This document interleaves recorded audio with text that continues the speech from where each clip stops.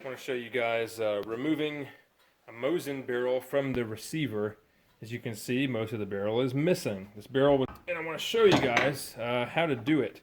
So you're going to need some type of receiver wrench. There are many different kinds. This is more of like a universal kind. This is actually for an FAL receiver. But as you can see, I mean, as long as you have something to support this lug here, then you're good. And then what you're going to use is, or typically, would be a barrel vise.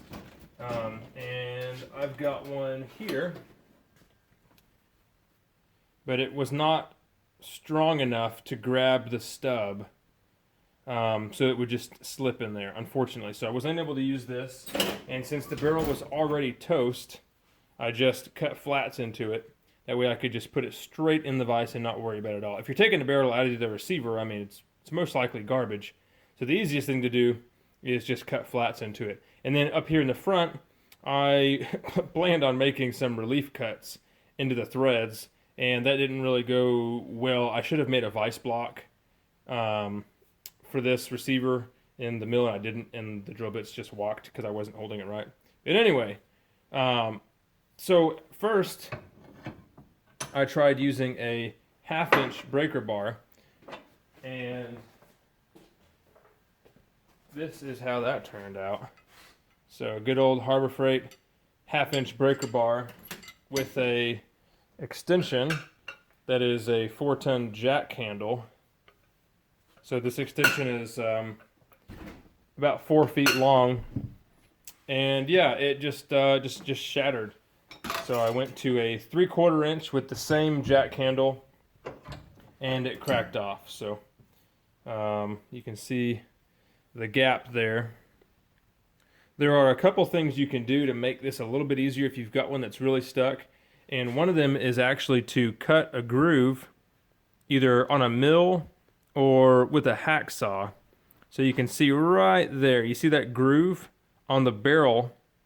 You want to cut a ring as close to the receiver as you can around the barrel, because most of the force is from the barrel to the face of the receiver here. So if you can just cut a little relief around there, that'll help you out a whole lot if you've got one that's really stuck. But we'll go ahead and crank this thing out and take a look inside it.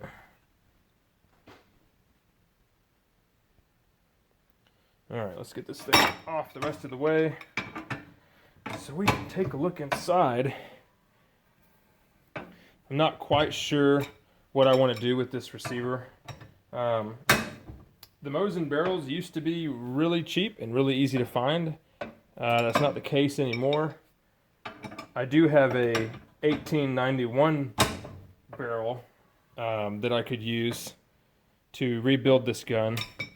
Or we could do something fun and maybe rechamber it for something else. So, I don't know. If you have any ideas, put them in the comments. Here we go.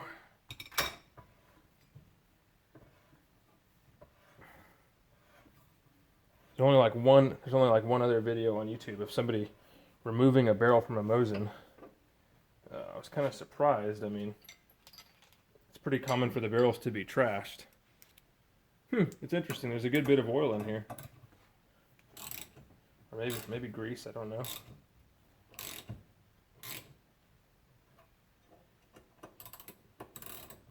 But now we'll be able to see how far the barrel goes into the receiver, and we'll get to have some fun head spacing this new barrel in here.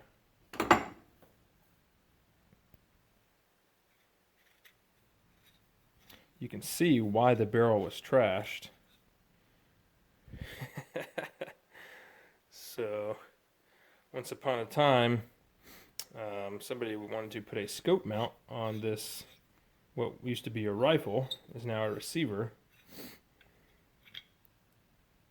And they drilled one too many holes. So I believe most of the ATI mounts only have 2 holes in them. I'm not quite sure what was going on here or why a 3rd hole needed to be drilled, but as you can see, that goes into the chamber, which is very bad. So here's a cartridge. Check that out. Yeah, you should definitely not. Anyway, you can see the brass inside there. So that would be really terrible. You would definitely have some kind of blowout. I'm sure you may, I mean, maybe you could like put a grub screw down in there with some rock set and then weld it over on the top. And then with a chamber reamer, go ahead and re-ream this thing. But I don't know how safe that would be. And I definitely wouldn't want to let somebody else use it. So yeah, there's our little barrel stub. And there's the inside of our receiver. Pretty neat. I will go ahead and take a few pictures with the flash so you can see down inside there and just put them in the video. So if there's something that I can help you with, if you're doing this job and you have some questions, put them in the comments or contact me on my Facebook page too. So hopefully this, guys, gives you a little bit of insight if you need to do this job. It's really not that difficult. You just have to have the right tools and a good solid setup. Thanks for watching.